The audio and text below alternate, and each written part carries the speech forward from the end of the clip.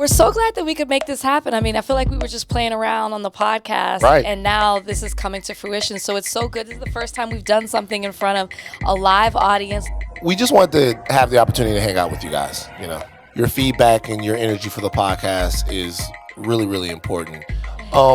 So without further ado, you people, Kenya Barris, Jonah Hill, Lauren London, Nia Long, Eddie Murphy, and then they got the white people. So we'll watch it right now.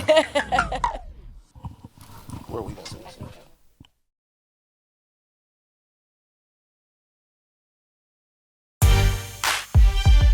All right. Okay, wait. Let's keep it all the way real. Hold on. So raise your hand if you liked the movie. If you can lose. Wow. Okay. Raise your hand if it was all right. Raise your hand if it was whack. I knew. Joe was funny one. So that's my second time seeing it. And you, what'd you think?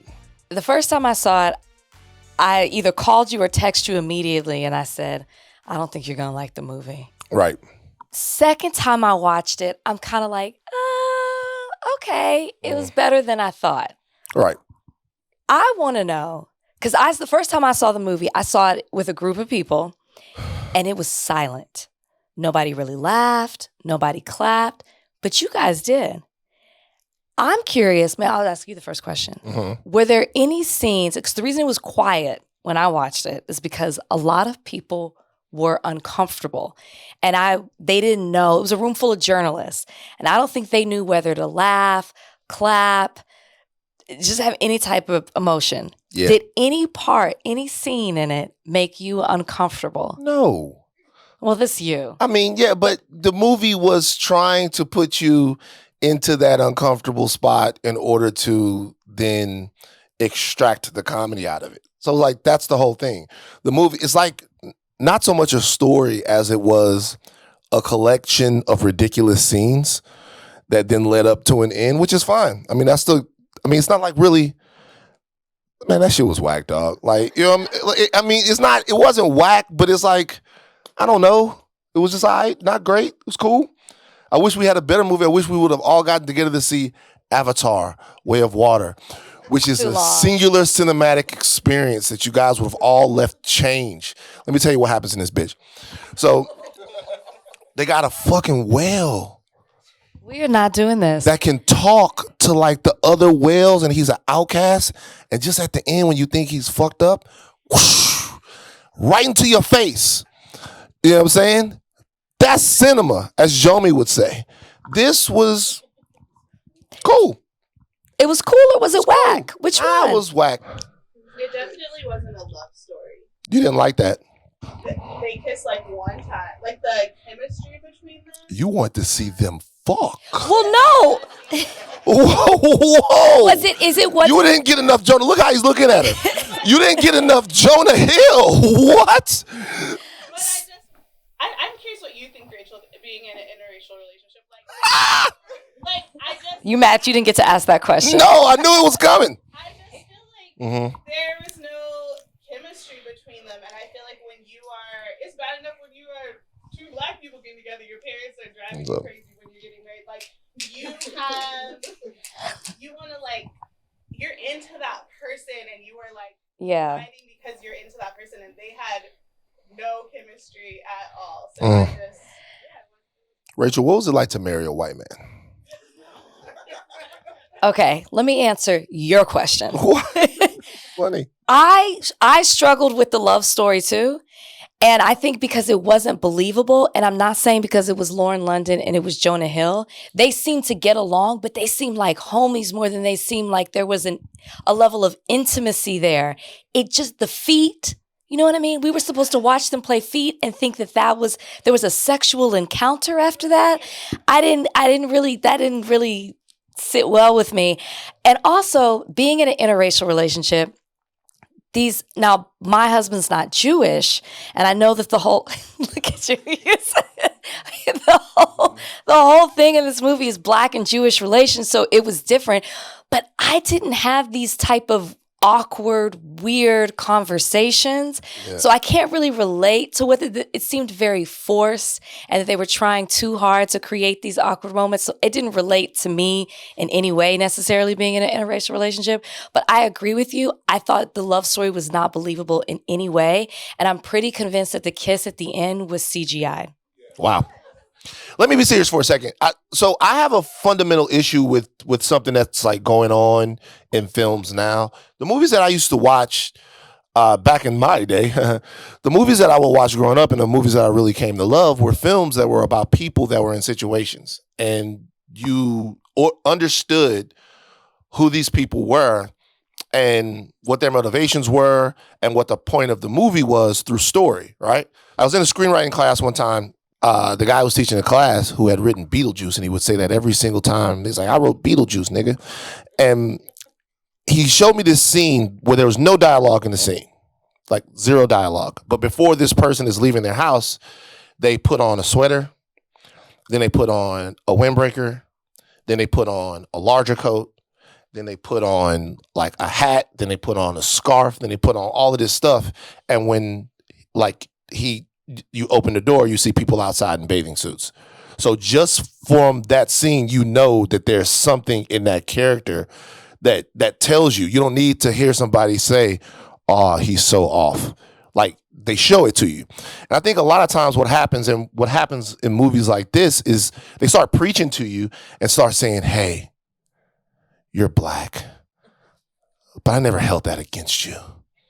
It was something deep, deep, deep down in me that won't let me come to grips with you," and whatever. And then every scene starts to be like that until we get to like a surprise wedding at the end. Like, it just doesn't work like that. The movie was funny at points, but it was preachy, and it was trying to drive home the message that, shout out to Kenya, love him. He's been trying to drive home for a little while, that black people and white people can be okay together. We get you, brother. Do a Marvel joint. Change. But I think now everyone wants like something from the movies that we watch, right? Everybody wants something. Everything has to have a message. Write a good story about some crazy, funny people and then let it go. I wrote a movie, or I produced a movie where a black man was killed 150 times and his blood pooled in the shape of Africa, and the white people said, "Hey, give you an Oscar." You know? So I understand that this is kind of like, oh, thank you. One person saw it. But I'm just saying is like, I'm just saying at this point, I would have rather watched a movie about their actual love story. Exactly. Than about like their parents and all of those things that really don't happen, man. They don't happen. It doesn't happen like that. Yeah, there was a surprise wedding at the end. Like, you know. And you knew that was coming. I knew all of it was coming.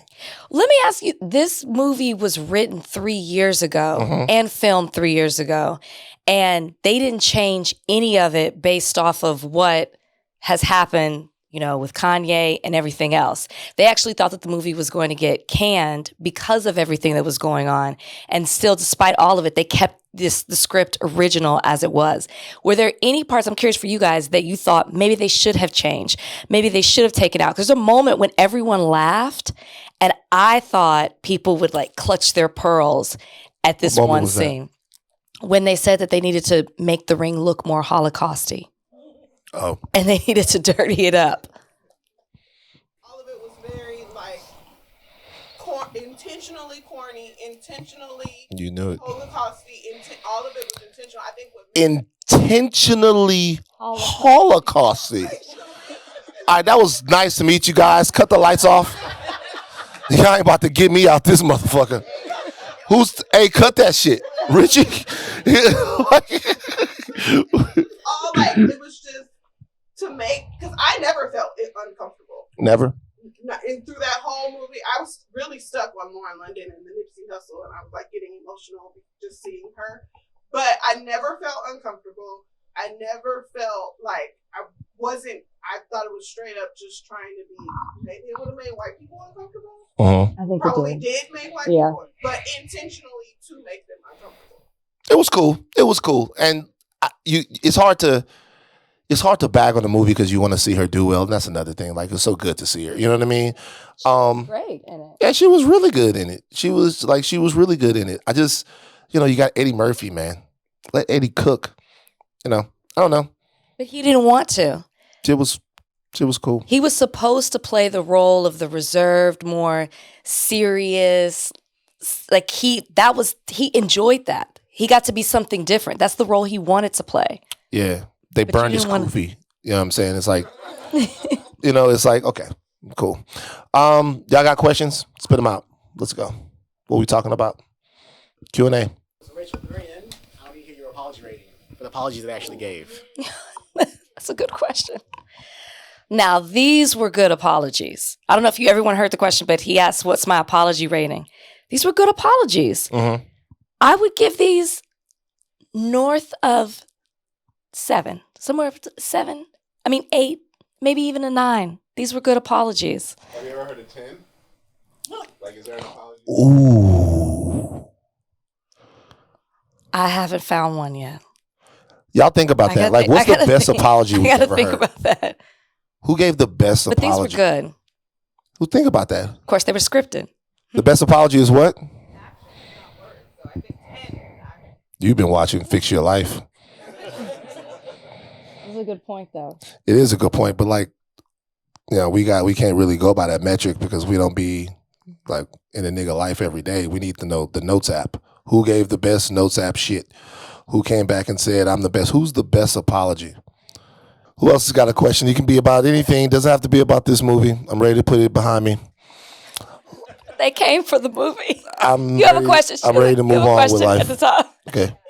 How are you guys doing with the events that happened on Twitter? You wanted it to go there. You were Fucking leading everybody past the movie back to Twitter. No, can't be like this is the only thing about the movie. All gravy. Shout out to Netflix. Shout out to Kenya. We will answer and everybody. The question, We'll answer the question. But we're not about to sit here and talk about that bitch for the next 20 minutes like it's The Godfather. You know what I mean? Shit was cool. Dope. Hope everybody got paid. Shout out Netflix. We appreciate y'all. Kenya. Everything good. Let's talk about Twitter. So is everybody abreast on what happened today? Is there a way that we could put the tweets? Can we put the tweets up? Is there a way we could do that? Donnie, you have to get your laptop. Don't worry about it. Okay, so this is what happened. Donnie's off the clock. This is what happened. And you guys know me. I'll be serious. This is what happened. Obviously, Emmanuel Acho came on the podcast. Did you hear that? When he came on the podcast. Okay. And we left. Whatever. It went left. I've heard criticism on both sides, and that's fair. Call Rachel. And I say to Rachel, look, should I post clips from the podcast? Correct. Rachel, what was your answer? I said, what's your intention behind it? Like, what kind of response are you trying to generate by posting those clips? Okay. In that case, my co-host was right. Didn't need to promo the episode or purposely try to make him look bad or expose it to people who haven't seen it, because it wasn't something that I was like super jazzed about after it happened. I said everything I needed to say, but it wasn't like let's wait everyone sees what Van said, whatever. Yesterday, somebody is having a conversation with Emmanuel Acho. This is after we've done another podcast. It's like a week after this shit is over. Week. Yeah. And they say something about the comment that he made about, not having any generational trauma, whatever. And he said that one of the co-hosts reached and that he didn't really insinuate that or anything like that. So I posted the clip. The end. And now, nigga, people did what I knew that they would do if they posted the clip. And by the way, I am not in any way reveling in the fact that he's getting kicked in his nuts like that. Because if we're being honest, that's probably a net negative. When we're having conversations about forward moving progress, it's always better if someone can leave feeling whole and not pulled apart and shredded apart. That's a fact, if it's possible. However, in this specific situation, like there's a lesson here. Absolutely, there's a lesson. Well, this is, and we kind of talked about this a little bit on the podcast, and this is why I have such a problem with I have a lot of problems. I really had to debate whether or not I asked you, like, should I respond to the tweet? And the reason, if you haven't seen the tweets, Emmanuel is using our friendship, and weaponizing it and against Van and using it to further the narrative. And what's disappointing about this, and this is what I was saying that we alluded to on the podcast in our conversation after, is that this could have been such a good conversation. This could have been the conversation that he needed to have with Black people. You do a whole series about Black people, but you never sat down and talked to Black people about how they feel about it. Because what I was telling him off mic is that I don't know one Black person who's okay with the way you're doing it. Nobody's questioning your intention, at least initially, but they have an issue with the method. And so I felt like at the end of the podcast, we took responsibility that things got intense, that things went left. There's been no accountability on his end, which is what's bothering me. All he's trying to do is prove a point on Twitter, which is why I think so many people are attacking him for what he did. I don't like, if you've seen the tweets, and this is what I wanted to respond to, is that he's talking to me like about me like I'm a damsel in distress. Like Van silenced me and Van manipulated me into having my friend come on the podcast so he could come at him. And that's not the case. What also bothers me is this was a week ago. I have talked to Emmanuel Thursday, ran into him Saturday and had a full conversation, and also talked to him on Monday. This was put to bed. It was done. I have no idea why he decided to go on Twitter and bring all of this back up again. And now here we are with him trending on Twitter, and it seems like everybody is jumping in on it. Black Twitter's trending again because Black Twitter was coming at him. And this is not how this needed to be. It really could have been something great. It really could have been that. And with what's happening in Memphis right now and with the release of the video tonight, I'm sure you guys are all aware of what's going on. It's important to be intentional about the conversations that you have and the power of the conversations. And let me tell you what I mean by that. Prior to me meeting Emmanuel Acho, I just had a problem intellectually with things that are said. Okay. There's a way that I look at freedom and justice and how those things make people feel whole. And I would challenge anyone in this room to think of a time in history when freedom was given. When someone just went, I've fucked over you for long enough. Here you go. Now, if we talk about the French Revolution, the people stormed the castle and cut the head off the king. If we're talking about the Haitian Revolution, Toussaint and Bookman killed. They didn't just kill their slavers. They killed the Black upper middle class that would have prevented them from a full revolution. They did exactly what they had to do. If you talk about this country, built on a revolution from people who they thought were oppressing them. I'm not talking about violence here. I'm not talking about actual violence.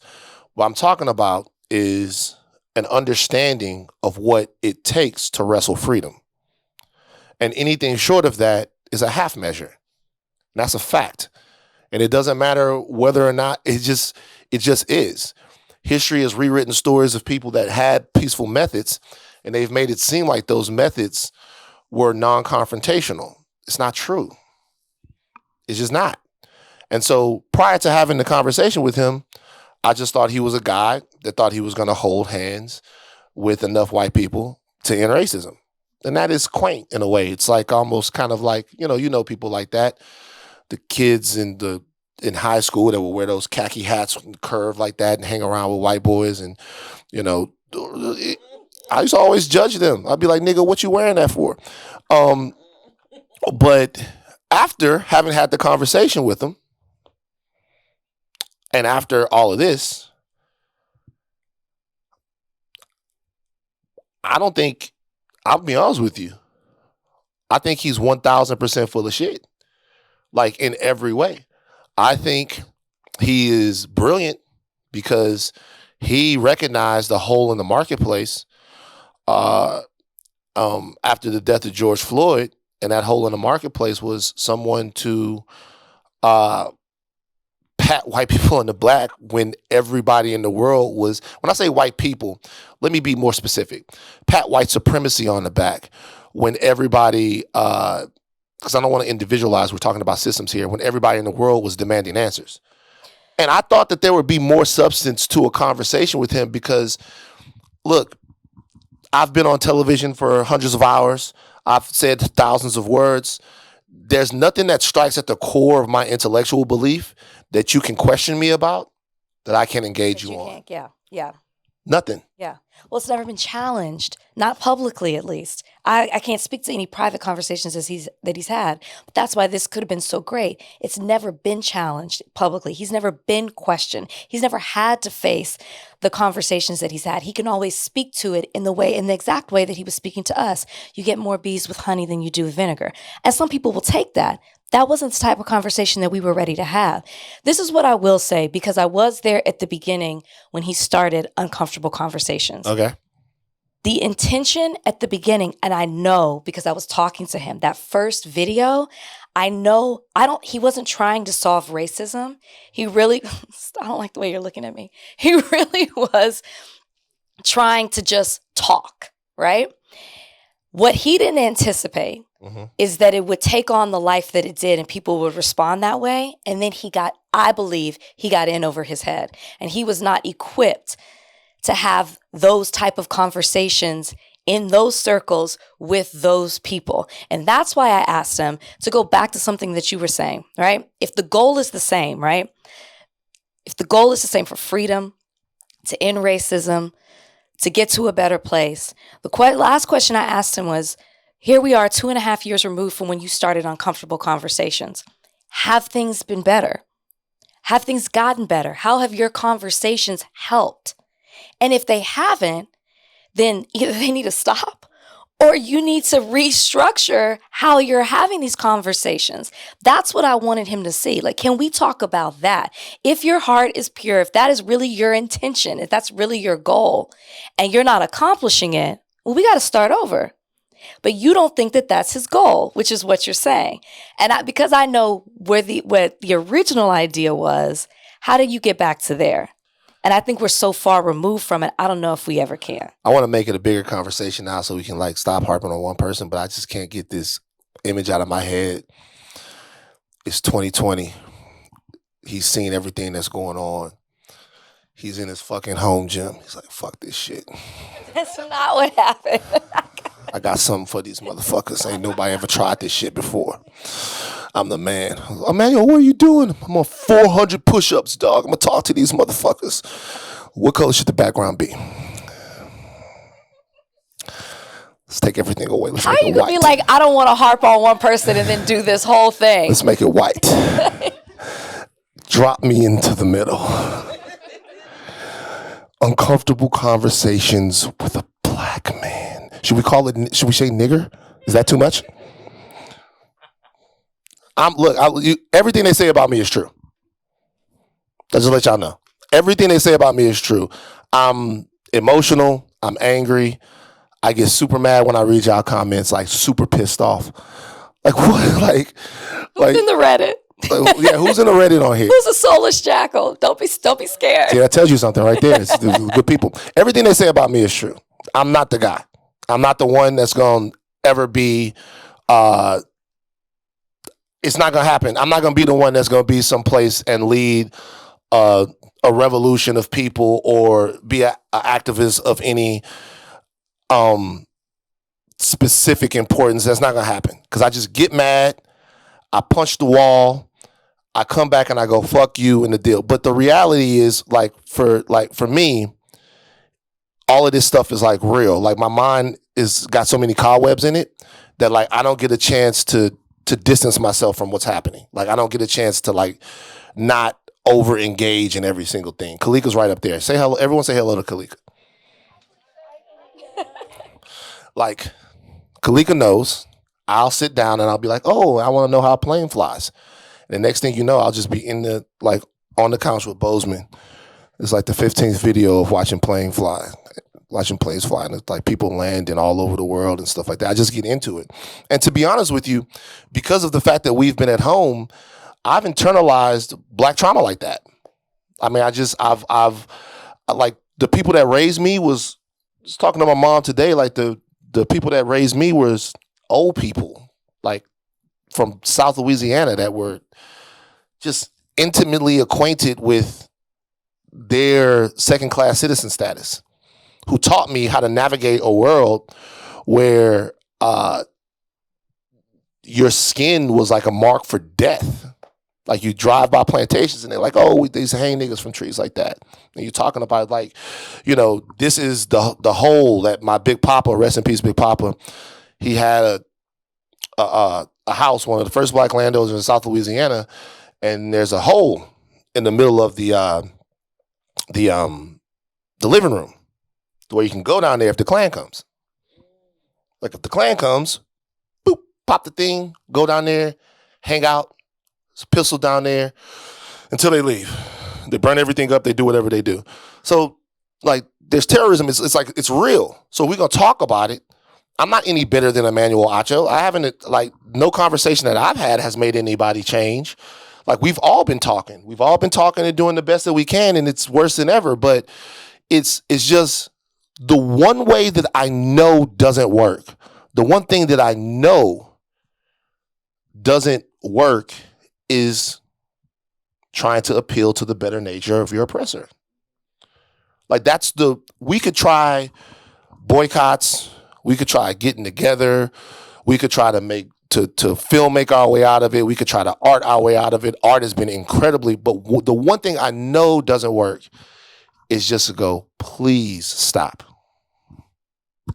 Just, well, you know what I mean? Because it seems like a part of uncomfortable conversations is to make white people feel comfortable. And that's never going to accomplish anything. Think about it. Well, it's not even just white. It's like whoever is fucking, like, you guys, you know, if you have vacation days and shit, I used to work TMZ, they used to, you know, you couldn't get vacation. You just couldn't get vacation. Van, you're too important to the show. Okay. I know. It's okay. We can't let you go. We love you.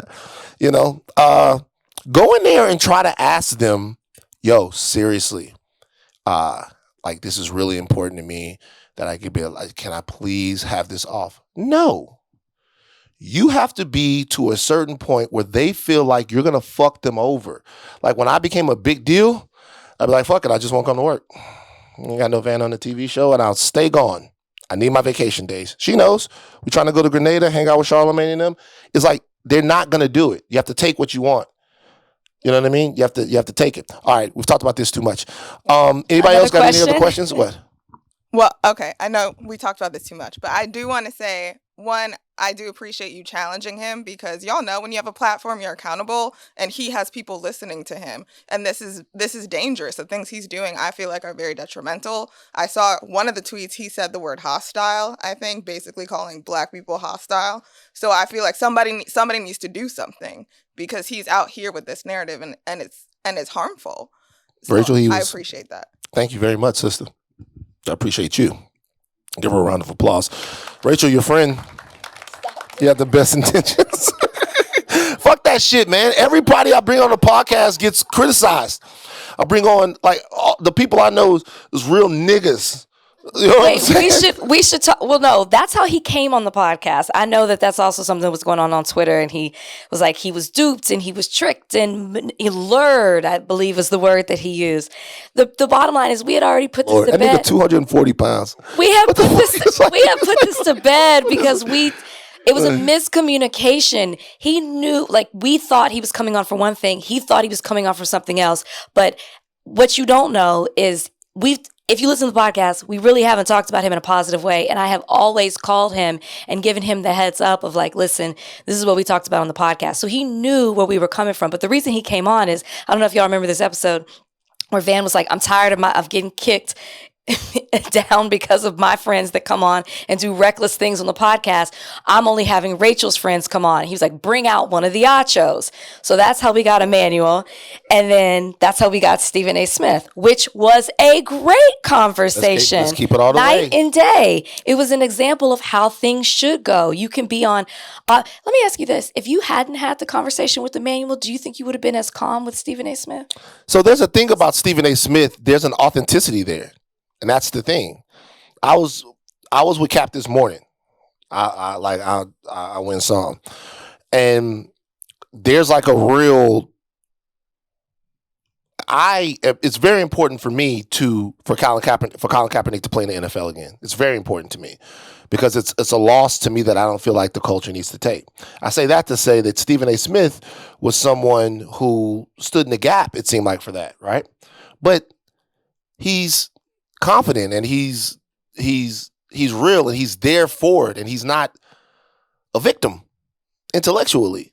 So in that situation, I don't have to agree with everyone. I'm not gonna cry. He disarmed me. Like, we had a conversation. Questions were answered. Questions were asked, and we talked about it. Do I still believe that like everything there was completely the way that he said it was? No. But I think that he believes that it is. I don't think Stephen A. Smith thinks that he's biased in any way. I might have a different opinion. I don't think he thinks he's biased in any way. And that's all you can ask for. You know, I'm not out here I'm not a fucking attack dog just looking for different black men. I need a coon leg. You know what I mean? Not like I'm really not. But it was good. It was cool. I think It's a great conversation. Yeah. So, you know, whatever. Who else? Come on, keep them coming. God damn it, Donnie. Look at Donnie. Everybody look at Donnie's hair. Thank you. All right. Feet in engineering. So I still don't watch the NFL after like all the cap stuff and whatnot, but it's really difficult. Like if it's on somewhere, if I'm at a bar or something and it's on, I'm definitely going to pay attention, but I like intentionally try not to watch because of that. And I like hear you all talk about it all the time and like talk about black people and our progressiveness and like how we should have taken a stronger stand. How do you like deal with that within yourself? Like your decision to continue to watch the NFL is something that's also difficult for me, but like, how do you justify it within yourself? What do you tell When did you stop watching the NFL? It was before we met, probably. No. Or like right around the time we met. So probably 4 or 5 years ago, maybe longer than What that. team does Josh Allen play for? Josh Allen, isn't he from Minnesota? Okay, he does not watch. You don't watch. You don't I don't pay tried to attention get you. Yeah, you I really mean, don't. I still like tried to keep up get with you. stuff. If I I'll don't like believe it. watch I'm gonna be honest with you. I'm a hypocrite. I think that is great that you do that. We both are. I watch every I'll be- Cowboys game, and he's a racist owner. I know. Like I mean, we are hypocrites. We talk about this. See how I can separate? Because I watched the team, but Rachel watched the worst team. I'm from Texas and I hate the Cowboys. So I feel Cowboy, look, this nigga is the You're not from realest. Dallas. nah. Yeah. Yo, you know what? You know what really happened? The pandemic happened, man. And like when the pandemic happened, I wasn't watching at all. I will say that there are certain people, you know, they ask you not to watch, and then you on FaceTime with them and you hear touchdown in the back, and you be like, nigga, okay. But the pandemic happened, and for some reason the return to sports, it's an excuse, but for some reason the return to sports was something that was comforting and calming. Like when they got back into the bubble, my stupid ass was like, God damn, the world can't end if the Pacers playing the Jazz. You know what I mean? And so I started watching football again too. So that's what happened, and you know, the whole world did. We kind of talked about this on the podcast because we were talking about Rihanna doing the Super Bowl, and we were talking about people moving past it. I never said that I wasn't going to watch the NFL. I understand the hypocrisy in it. You know, we talk about the NFL. We talk about, you know, their stance and the way that they have mishandled Colin Kaepernick and even the way they've handled other issues when it comes to black people, but I still watch the game. I think when you and I have a different stance on Colin Kaepernick, I don't understand why he wants to go back and play. And we've talked about this before. We talked about it on the pod. I think when he got his settlement, I kind of was like, I'm gonna keep watching. I'm gonna keep watching the NFL. I did. I kind of was like, because I guess I applaud Colin Kaepernick. I understand he wants to be back in the league. I understand that's what he wants. I don't necessarily understand that for him, but I applaud the other things that he's doing and the way that he has used his platform. And I see him thriving in other ways. And I guess I just kind of compartmentalize that and have moved on. Not moved on from him. No, I get it. Not moved on from him at all. So I think there's a couple of different points that can be made here. One is the power of the collective voice. Obviously, history tells us, we talked about it, that solidarity and unity in group operations is like the key to moving anything forward. I mean, solidarity is really all you have. And we have examples. We have the Montgomery bus boycott. We have all kinds of different examples of people being able to bring businesses to their knees through the power of their collective will. This is what I would say about Colin Kaepernick or anybody. Colin Kaepernick's problem or struggle with the NFL is emblematic of most Black Americans who I know that work at jobs. Most Black Americans who I know that work at jobs feel at some point, if they're not talent, and sometimes if they are, that their job is marginalizing them, overlooking them, treating them differently, or boxing them out because they're Black. For any of those people, it would be a lot easier for them to leave the job, right? But the reality is, in America, the systems that we are tapped into are deeply rooted.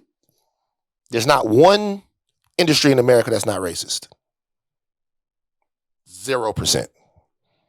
Every single industry in America is racist. Every single industry in this country was built on capitalism fueled by slavery and the transatlantic slave trade. And there's not one part of America's society that wasn't touched.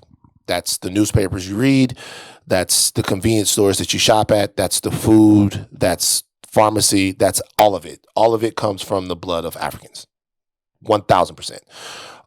So, that's not in any way to like sort of straw man the argument, but it's to say that for him to continue to want to participate in the NFL, which essentially owns an American day of the week, is the same reason why we continue to participate in America. When you boil it down, we do because this is our life. He's been playing the game since he was 7, 8 years old. He loves football. The only place that he can play football at the level that he played it at was in the NFL. And he thinks that he can play football in other places. I get it's not the NFL, but if he loves the game, there are other ways to play football. I've brought this up. Here's the thing though. Once you've been to the Super Bowl as the quarterback and you want to compete at the highest level, I understand what you're saying is true. What I would say though is, why should he have to take the loss? Well, I will never understand what Colin Kaepernick went through. I will never understand that. But he stood for what he believed in. He created a movement. Then he stood up to that corporation. Mm-hmm. He won. They had to settle with him. They had to admit that they colluded against him and Eric Reed. We always forget to name Eric Reed. Eric. And he won and is taking that money and creating businesses and putting out documentaries and doing things to further the cause. And I love that and I appreciate that. I just don't understand why he would want to go back to this corporation that wronged him, admitted to wronging him, and he wants to go back and play for them. It's not like he's going back to own a team. He's going to go back and play for them. He compared the NFL to slavery. Why would you want to go back and be a slave? I just don't understand it. Well, I mean, there's a simple answer. Because he wants to.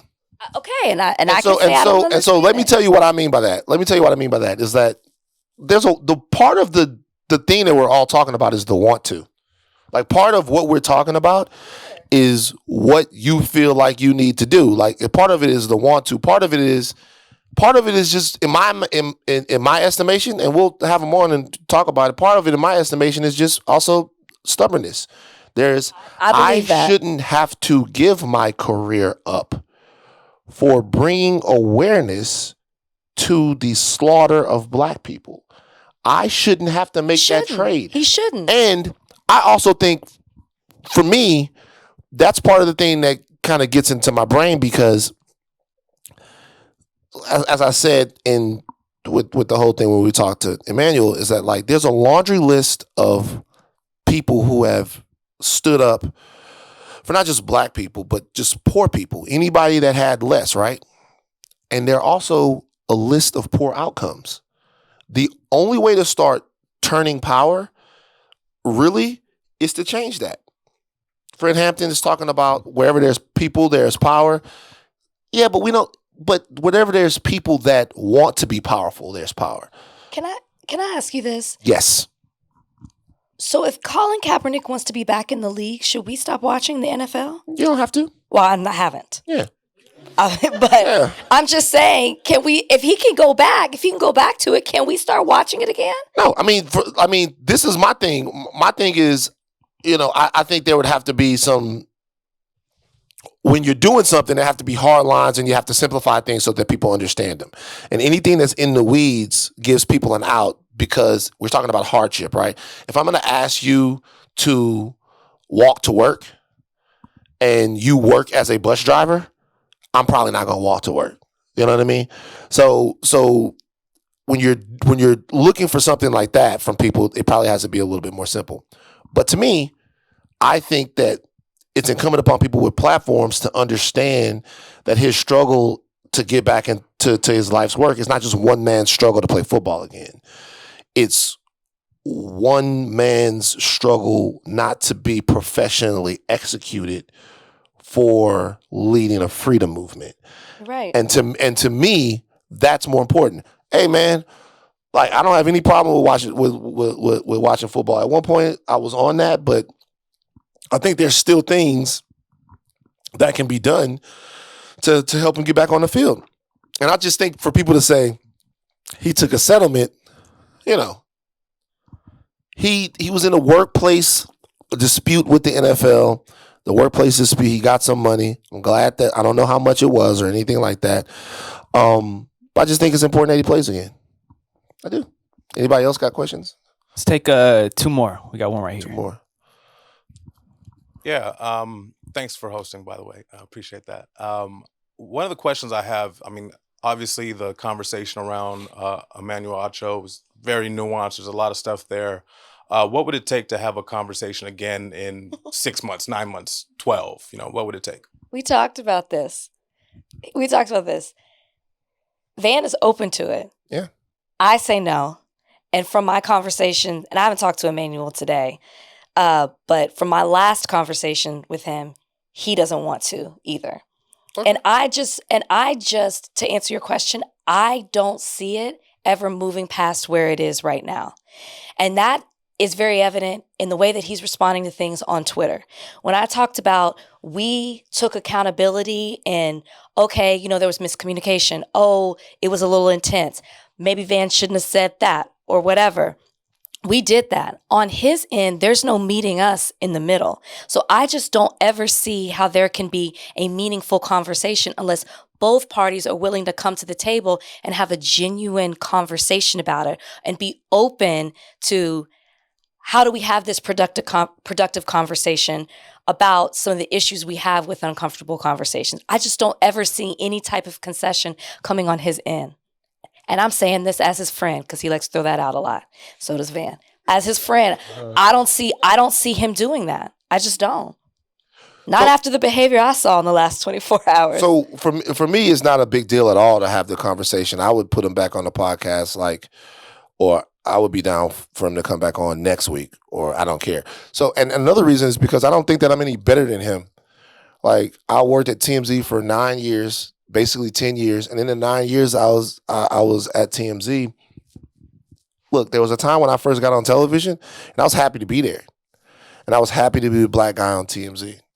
I was happy to have a rapper get shot out with TMZ and everybody go. Like, I felt like there were definitely times where you can look at me on television and be like, what's that nigga doing? You know what I'm saying? Because you get to a place and you're overwhelmed by the fact that people are paying attention to you. And you sometimes feel like, okay, there's a question that you have to ask yourself if you would trade power in this town to be depowered as a black man. Like if you would make that trade. Like if you would say, hey, I'll be powerful in the town, if you would trade that for being small. And if you recognize that, do you have to confront it? You know? And for me, I've never been weak in that area, but there was a point where I went low. Yo, pump your brakes and tell these motherfuckers in this room like what's up. They playing a little bit too much. You know what I'm saying? Like make sure that they know that you are not the nigga to play with. That was the first thing. Then the second thing was that's not enough. It was you had to be there and actually have an impact on some of the stuff. Now you could look at a lot of the things that they did over course of years and say that probably didn't happen, and it doesn't seem like that. But if I told you some of the stories that weren't run or some of the things that didn't go, you know, you just have to be that person if you're one of the only black people there. So I say all that to say that this to me could have Emmanuel Acho could be fucking in a year, in 2 years, it could be the Acho and Umar show.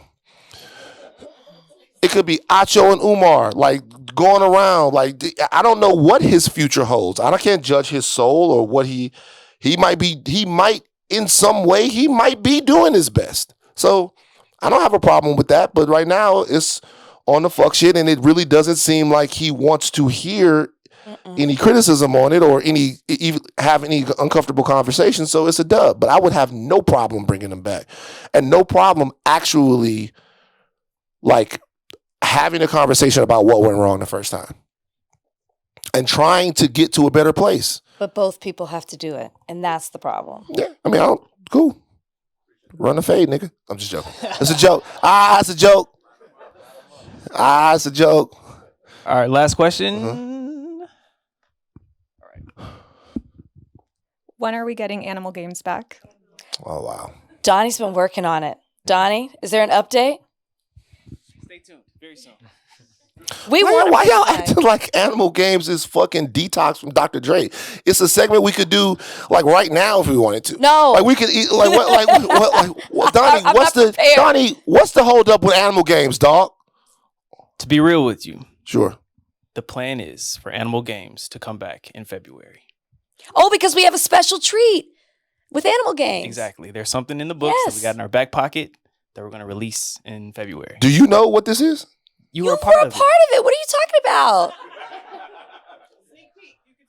What are we talking? I don't know what you're talking about. There's a pro. Oh yeah. Okay. The whole thing. I forgot about that. Yeah, we're bringing it back with a bang. I have a question for you guys last, and then we gotta go. Do you guys have any suggestions for the show? What do you like? What works? What doesn't? Good question. Yeah.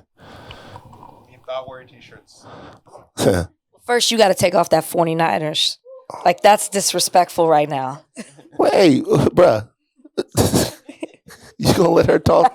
They ran. Hold on for a second. Bruh. Faithful, she can't talk to you. They put Zeke at center and ran this motherfucker over. Do it.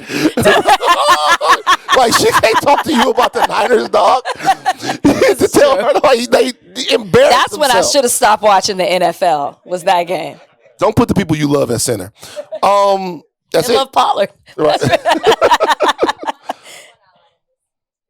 Thank you. Yes, hook 'em horns. Oh, Acho. All right, we want to tell you guys how much we love you and how much we care about you guys as fans and how much we're excited that the podcast has grown like it is. We'll do more little meetups like this, but we are going to one day have a full-blown live show, and that's going to be a big deal. You know what I mean?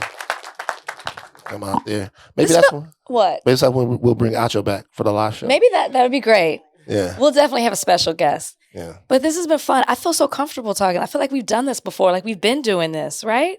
Which is the whole feel of the entire podcast. We want you to feel like you're cozying up, listening to your favorite sibling argue and go at it with each other. Y'all remember the family meeting?